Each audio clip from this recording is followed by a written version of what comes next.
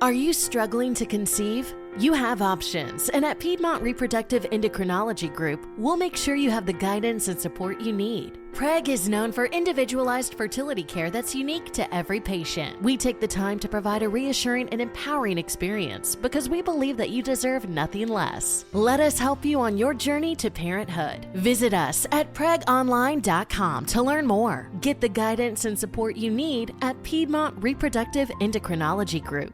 Hey guys, it is Ryan. I'm not sure if you know this about me, but I'm a bit of a fun fanatic when I can. I like to work, but I like fun too. It's a thing. And now the truth is out there. I can tell you about my favorite place to have fun. Chumba Casino. They have hundreds of social casino style games to choose from with new games released each week. You can play for free anytime, anywhere. And each day brings a new chance to collect daily bonuses. So join me in the fun. Sign up now at ChumbaCasino.com. No purchase necessary. VGW. Void where prohibited by law. See terms and conditions. 18+.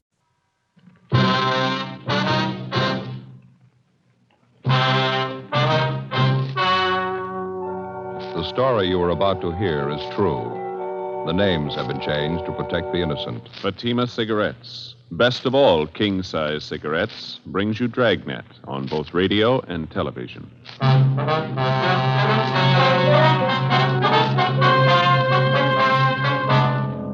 You're a detective sergeant. You're assigned to homicide detail. A 39-year-old housewife disappears suddenly. There's no explanation for it. 5 days later, evidence of possible foul play is uncovered.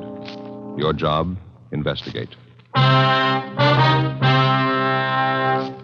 Fatima, America's first largest-selling blended cigarette. Now, best of all king-size cigarettes. Prove it yourself today. Compare Fatima with any other king-size cigarette. 1.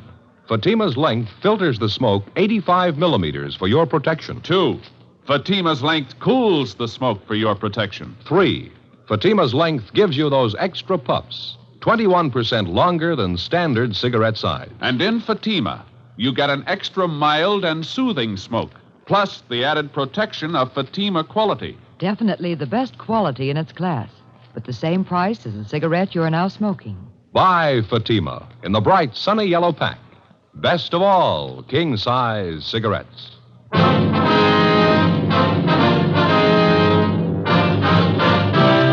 Dragnet, the documented drama of an actual crime.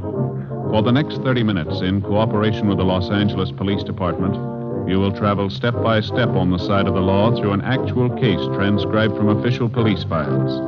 From beginning to end, from crime to punishment, Dragnet is the story of your police force in action. It was Wednesday, September 15th. It was hot in Los Angeles. We were working the day watch out of homicide. My partner's Ed Jacobs. The boss is Thad Brown, chief of detectives. My name's Friday. I was on the way back from lunch, and it was 12:56 p.m. when I got to room 42. Homicide. Hi, Joe. Waiting for you. Hi, Ed. Al, here you got something for us, huh? Mm-hmm. Here's the report right here. Gardener by the name of Abbott called in day before yesterday. Chester Abbott said his wife disappeared from their home out in the valley Thursday night. He says he thinks she left him. Well, it happens every day. Not this way, it doesn't. Walsh and I went out to talk to the man yesterday. His story doesn't make too much sense. How you mean now?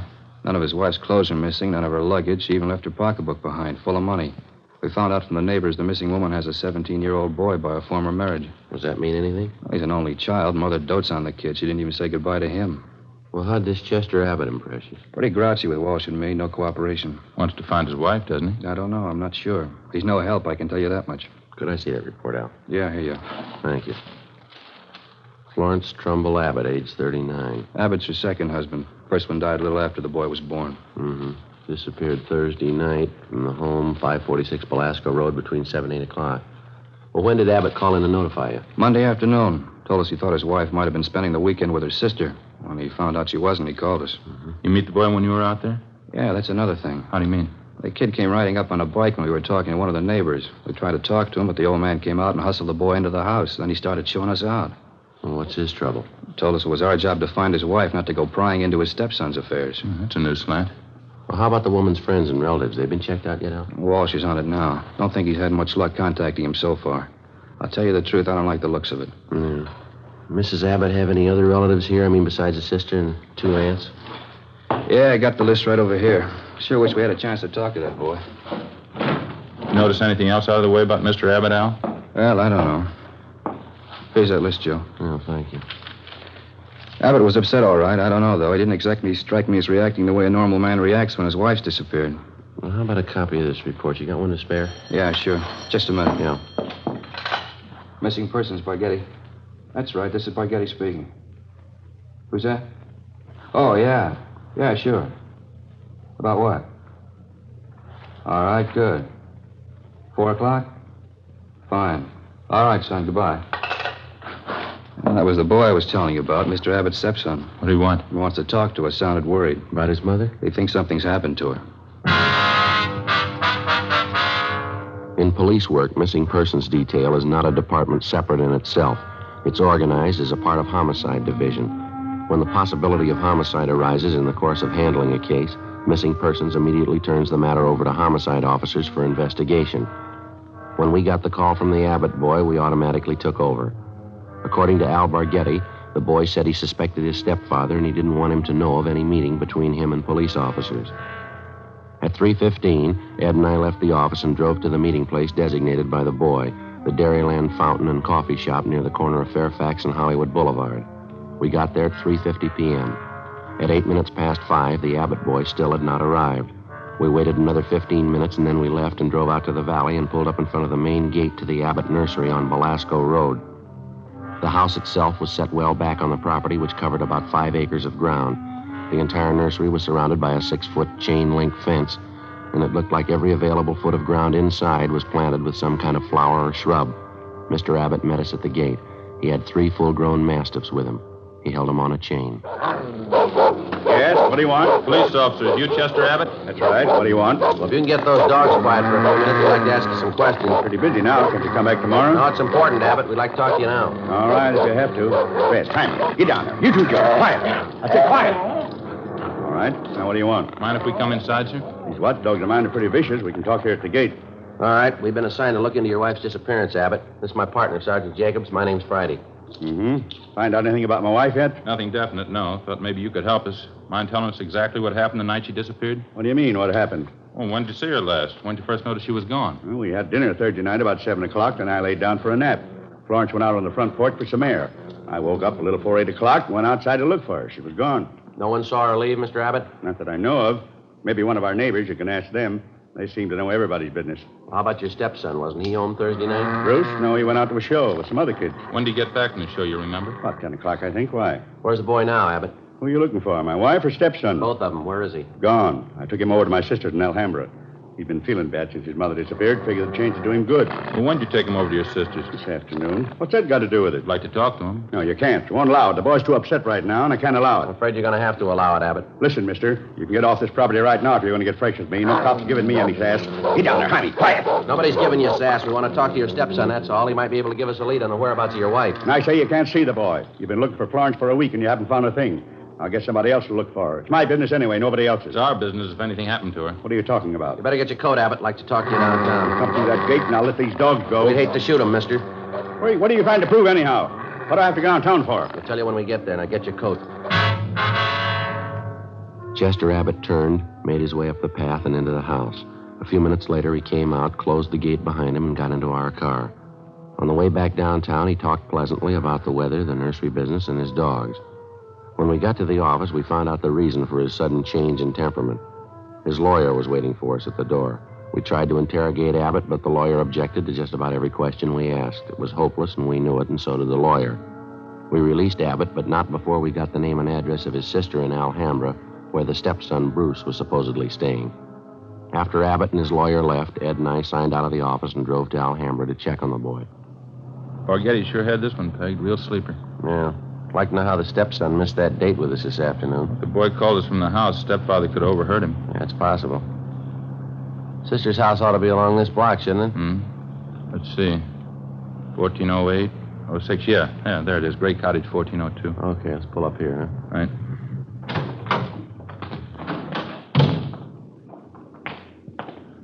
Nice looking place, well kept, huh? Nice neighborhood. Wonder how the lot prices run out here. I don't know. I'll get the bell.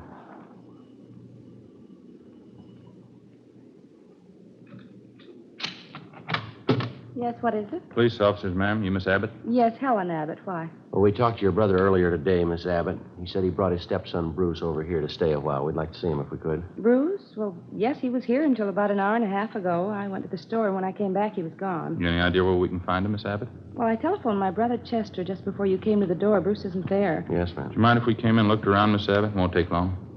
Well, why? I told you Bruce isn't here. It's the truth. There's no reason to lie about it, is there? Oh, no, ma'am. It's not that. Well, then what is it? No reason for me to lie to you. How about your brother? We went in and looked the house over from one end to the other. There wasn't a trace of the boy. We drove back to the Abbott nursery and satisfied ourselves the boy wasn't there. Meantime, the home of Chester Abbott's sister in Alhambra was kept under constant surveillance. No one came or went. The next morning, when Ed and I checked in for work as usual at 8 a.m., we met with Sergeant Al Barghetti. Well, I had half an idea there might be something wrong. What makes you so positive, though? That's just it, Al. We're not positive. It's the whole setup, I guess. Smells bad. How do you mean, for instance? Well, Abbott's lawyer, for one thing. If a man's innocent, he doesn't have his lawyer sit with him and tell him not to answer any questions. Yeah? Number two, the kid's phone call. He didn't show up for that date. You figure. I don't know. Could be he doesn't get along with his stepfather. Happens, you know. Maybe he's trying to get back at him for something or other. Yeah, that could be. Why is Abbott hiding him out, then? Pretty sure he's hiding him out? The way things been going, no other way to take it. Huh. Mrs. Abbott walked away from her home last Thursday night. Nobody saw her. She took nothing with her. No luggage, no clothes, no money. That's it. You checked with her family doctor? Yesterday, told us Mrs. Abbott was in perfect health. Checked her bank statements, double-checked the name through Wanderer's file. Repeaters found missing persons. Couldn't find it in either one. Her relatives, too, huh? You talked to them? Some of them, yeah, Al. Got a few more to check out this morning. Oh. Well, one thing's certain. No clothes, no money, no luggage. She couldn't have gone very far. You checked all the angles, huh? Well, the sheriff's office, the jails, the hospitals. Sent out a teletype and an APB. She's been gone almost a week, and nobody's seen her. Now, how's that add up to you? Well, they got an idea. Yeah. I hope I'm wrong.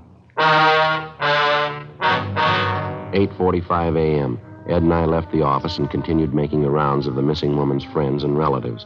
We checked at the Western National Bank, where Mrs. Abbott maintained another account. Her savings statement showed a total balance of $31,564.17. Her checking account had a balance of $842.71. At the Farmers Mutual, we found the record of an insurance policy issued to Florence Trumbull Abbott. It was a 20-pay life policy covering the insured in the amount of $30,000. The beneficiary was listed as the insured's son, Bruce Trumbull Abbott, if living upon receipt of such due proof. If not, the insured's husband, Chester J. Abbott. By the time we finished checking the missing woman's financial status, we figured we had a fair suspect in the husband, Chester Abbott. From casual reports, we knew he was a frugal man, almost to the point of obsession. If he was greedy as well, if he wanted or needed money badly enough to kill, then he had all the motives necessary to murder his wife. Maybe his stepson, too. 6:40 p.m., Ed and I drove back to the office. Go ahead. Long day. A lot of mileage. Yeah. Wonder if Al's still around. Hey, Barghetti. Al? Yeah, here. That you, Friday? Yeah. How'd you do? Get anything? A few things. Pretty fair luck. Good. I got some more for you. Just walked in here 10 minutes ago. Who's that? Bruce Abbott. He's waiting in the next room. We went into the next room and met the Abbott boy. He was small for a 17-year-old, dark-haired, thin, a little on the sickly side. He seemed nervous and upset. He told us that he wasn't able to keep the date he made with us on the phone because his stepfather did apparently overhear the conversation and drove the boy immediately to his sister's place in Alhambra. We asked the boy what made him so sure that his stepfather was responsible for his mother's disappearance. Well, for one thing, all three of us usually go to the early show on Thursday night, Chester, Mom, and me. But last Thursday we didn't go. Why was that, son? Chester said he wasn't feeling too good and he wanted Mom to stay home and take care of him. Then he told me to go on ahead to the show, so I did.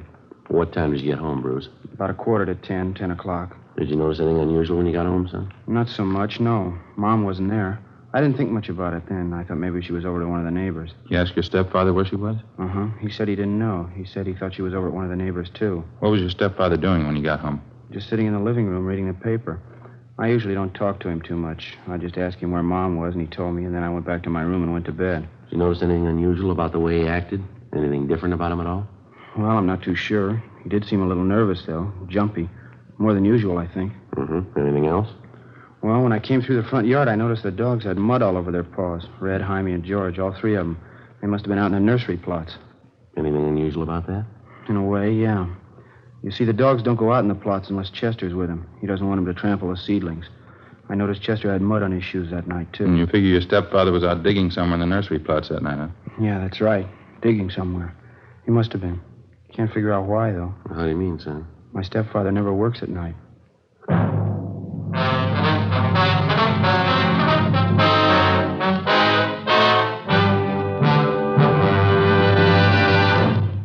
You are listening to Dragnet, authentic stories of your police force in action. Compare Fatima with any other king-size cigarette. 1. Fatima's length filters the smoke 85 millimeters for your protection. 2. Fatima's length cools the smoke for your protection. 3. Fatima's length gives you those extra puffs, 21% longer than standard cigarette size. And in Fatima, you get an extra mild and soothing smoke, plus the added protection of Fatima quality. To show our confidence in Fatima, we make this money-back guarantee to every king-size cigarette smoker. Buy a pack of Fatimas. Enjoy Fatima quality, extra mildness, and superbly blended tobaccos. If you're not convinced Fatima is better than the king-size cigarette you're now smoking, just return the pack and the unsmoked Fatimas before August 1st, 1952, and we'll give you your money back plus postage. Fatima, Box 37, New York 1. Remember, each king-size Fatima gives you an extra mild and soothing smoke, plus the added protection of Fatima quality. Switch to Fatima today. Best of all, king-size cigarettes.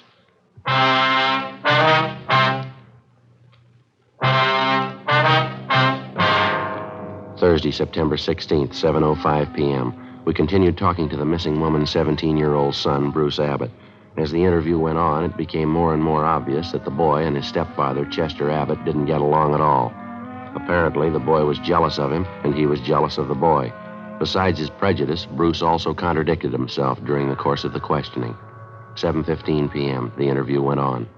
I understand that all right, son, but you say you can't think of any reason why your father'd be out working in the nursery plots that time of night? No, sir, I can't. I don't know how he'd get any work done. None of the plots are even lighted, only the greenhouses. Well, is it possible he could have gotten that mud on his shoes working in one of the greenhouses? No, sir, I don't see how. All the paths in the greenhouses are graveled. It's my job to see they're kept graveled. I know they weren't muddy because I fixed them the day before. Mm-hmm. Well, what do you think it means, Bruce? I don't know. I don't want to think about it.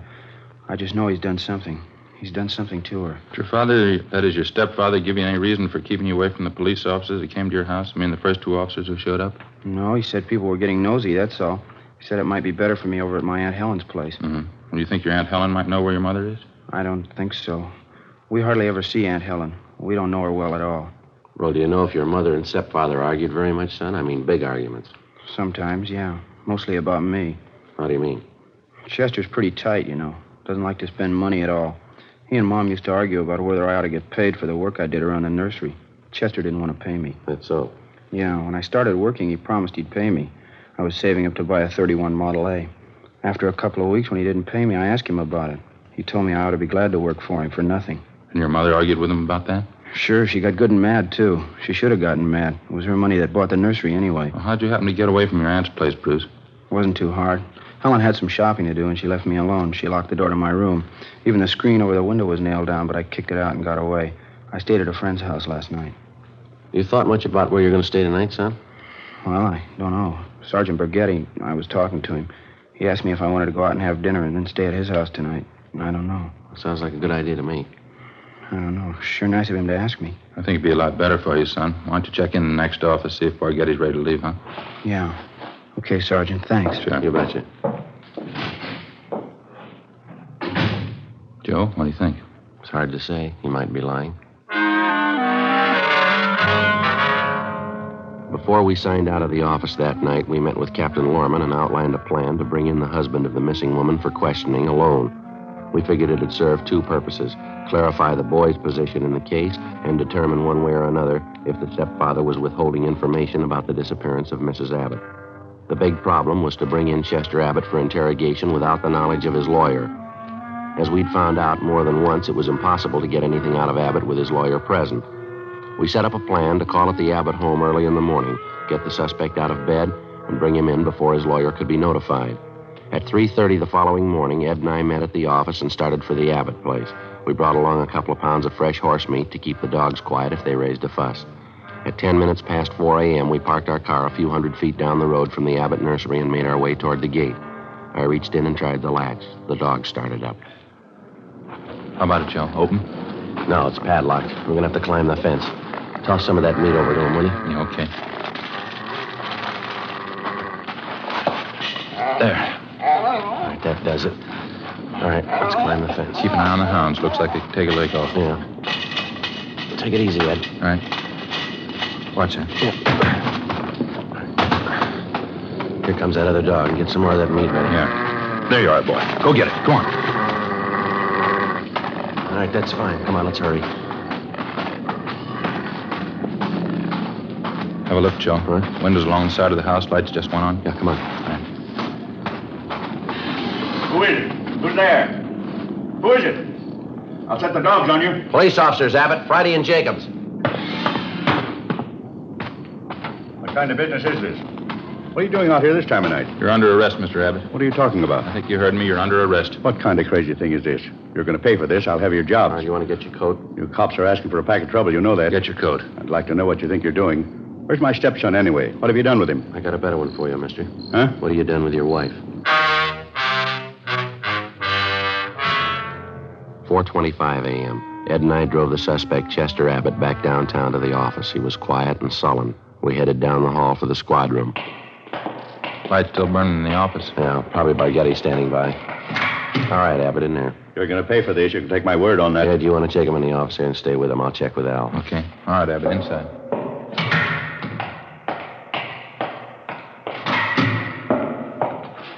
Joe, you bring him in? Yeah, he's next door. Ed's with him. Tough. Somebody must have seen you. No, I don't think so. They must have. Why? What do you mean? Abbott's lawyer. He's sitting in the next room. How the lawyer had been notified, we couldn't be sure. Again, we tried to question Abbott, and again, on the advice of his attorney, he refused to answer practically every question we put to him. We released him. That day, Captain Lorman assigned 2 men to stake out on the nursery and report on all of Chester Abbott's movements. A little after 7 p.m., just after nightfall, we tried again to bring the suspect in for questioning without his lawyer's knowledge. It didn't work. The men assigned to stake out on the Abbott place reported definitely that someone was tipping off the attorney whenever unknown visitors showed up at the nursery and drove off together with Mr. Abbott. There was nothing we could do about it. The following morning, Al Bargetty came up with a lead. Had a long talk with the boy last night. Think he came up with a pretty fair lead. How's that? The old man's responsible. We know there's only one way we'll get a conviction. Yeah? Find the body and enough evidence to tie him in. Yeah, well, where do we start looking? In a new rose bed. It's next to one of the greenhouses in Abbott's nursery. Boy tell you this? Yeah, seems to make sense. We know old man Abbott's crazy about saving $1. We found that out from the neighbors and the relatives. Mm-hmm. On the nursery trade, especially in the limited area Abbott has to work in, you cultivate every foot of ground you have. You plant every foot of soil with something. Well, yeah, Al, what's the point? Well, Abbott's not the type to waste anything. He wouldn't let ground lie fallow when he could plant something that might bring in a few dollars next spring. Mm-hmm. Bruce tells me his stepfather has every inch of the property planted with something. Everything except a 6x8 plot of ground in that rose garden. Well, what did the boy say? The plot been vacant for a long? Well, he says his stepfather got it ready for planting a week and a half ago. It's still vacant. Be worth checking out. How do we do it? We can order up a crew from the crime lab. They can take probings through the plot, all around it. They ought to be able to tell us how deep the ground's been worked over lately. Okay, what do you figure, tonight? I think so, yeah. Maybe 11, 12 o'clock. What about old man Abbott? You think he's going to sit still for it? If the hunch pays off, he's going to sit still a long time. It was 10 minutes past 11 that night when we got to the Abbott nursery. Lee Jones and the crime lab crew, Al Bargetty, Ed, and 2 other men from homicide. The men on stakeout told us Chester Abbott, along with his attorney, had left the house a half hour before in his car, a dark blue coupe. They hadn't returned. Ed brought along another supply of fresh horse meat for the dogs, so we didn't have any trouble there.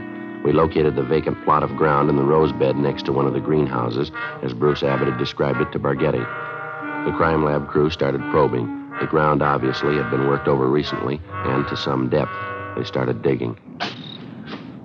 Anderson, get that light over here, will you? Thanks. Joe, see anything? No. Let's keep digging. Try it over here.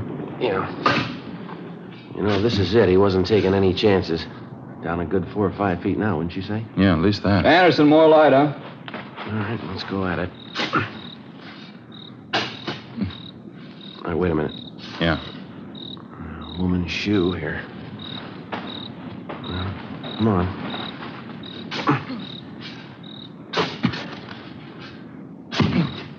Just a minute. Yeah, that's it. The shoulder there, it's a body. Well, it paid off, Al. The boy had it figured. Yeah. Too bad he was right. Ed and I went back to our car and notified communications to broadcast a warrant for murder on Chester Abbott. His description, together with the description of his car and license number, was rebroadcast every 15 minutes.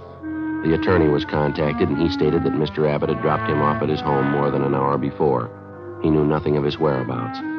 Ed and I went back to check the Abbott home and found the front door unlocked. We went inside and looked around.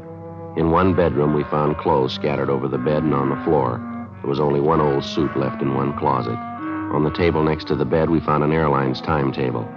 We got to the phone and notified communications to alert all special details at railroad stations, bus terminals, and airports, and then to get out an APB. After that, we checked with the airlines. One of them told us a man answering Abbott's description had booked passage to Mexico City that night under the name of Charles Frazier. The plane was scheduled to leave at 1:52 a.m. at the Burbank Airport. We called the detail at the airport and alerted them. Then we drove over to the field to follow through on it. It was 1:32 a.m. when Ed and I took up our positions just inside Gate 3, where passengers were boarding Flight 72 for Mexico City. There was no sign of the suspect either on the plane or in the waiting room. Think he'll show? I don't know. Want your bag over here? Where's Spaghetti? Over there by the cocktail lounge. See him? Oh, yeah. What time you got now? 1:38. Plane's due to take off in another 4 minutes, isn't it? Mm-hmm. Any sign of him, Al? No, nothing. Just made the rounds. Checked with Stevens and Cummings. If he got in, he came in somebody's suitcase. Couldn't have possibly gotten through without one of us seeing it. Well, he hasn't got much more time. Maybe it's a dead end, huh? You don't see how he could have gotten wise, do you? Over there. No, by the ticket counter there. You see him? Yeah, that's him. Come on. All right, just a minute, Abbott. I haven't got time now. I'll miss my plane. If you have anything more to say to me, you can wait till I get back. Afraid not, Abbott. And take it up with my lawyer. I'm in a hurry. We found your wife's body. How's that? In the rose bed next to the greenhouse. I don't know what you mean. You must be mistaken. No mistake. Hands behind your back. What's this all about? I haven't done anything. All right, let's go. No, just a minute. You got it wrong. I don't know anything about it. We think you do. Now, come on. Wasn't my fault. I didn't know what I was doing. I plead insanity. She drove me to it. We were arguing about the boy, and she slapped me. I didn't mean to do it. All right, let's go, Abbott. Can you wait just a minute more? What for? My plane. One for Mexico City. Funny, isn't it? What's that? I was so close. Just missed it. Not by more than 1 minute. No, you're wrong about that, Abbott. Just 1 minute, that's all. Well, you missed it before you ever bought your ticket. How do you figure? When you first decided to kill your wife. Come on.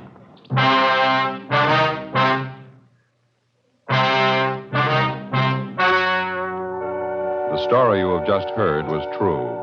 The names were changed to protect the innocent. On December 19th, trial was held in Superior Court, Department 89, City and County of Los Angeles, State of California. In a moment, the results of that trial. Now, here is our star, Jack Webb. Thank you, George Fenneman. Friends, I'm holding 2 sets of fingerprint cards. Now, on one, prints found at the scene of a crime. On the second, a suspect's taken from the files. Now, the only way in the world you can tell they're made by the same suspect is by comparison. If you'll compare Fatima with any other king-size cigarette, you'll find Fatima's length filters the smoke, 85 millimeters, for your protection. Fatima's length cools the smoke for your protection. Fatima's length gives you those extra puffs, 21% longer than standard cigarette size. And you get an extra mild and soothing smoke, plus the added protection of Fatima quality. Prove it today. Buy Fatima.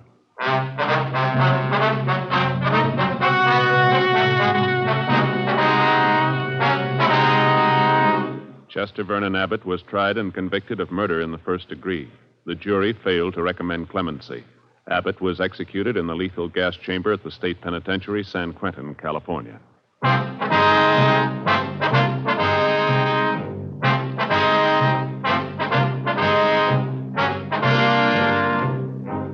You have just heard Dragnet, a series of authentic cases from official files. Technical advice comes from the Office of Chief of Police W.H. Parker, Los Angeles Police Department. Technical advisors Captain Jack Donahoe, Sergeant Marty Wynn, and Sergeant Vance Brasher. Heard tonight were Barney Phillips and Herb Ellis. Script by Jim Moser. Music by Walter Schumann. Hal Gibney speaking.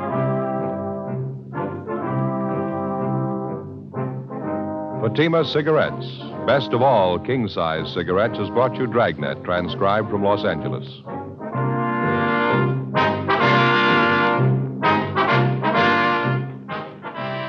Now it's Counter Spy on NBC.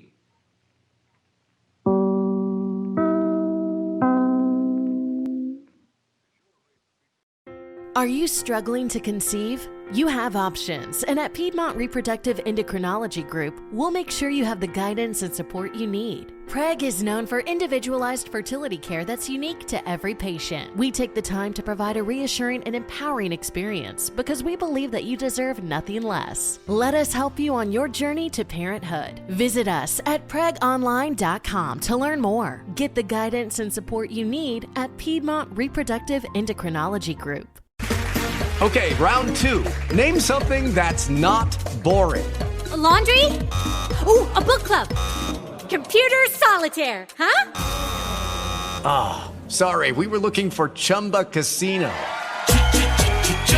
That's right, ChumbaCasino.com has over 100 casino-style games. Join today and play for free for your chance to redeem some serious prizes. ChumbaCasino.com. No purchase necessary. Void where prohibited by law. 18+ terms and conditions apply. See website for details.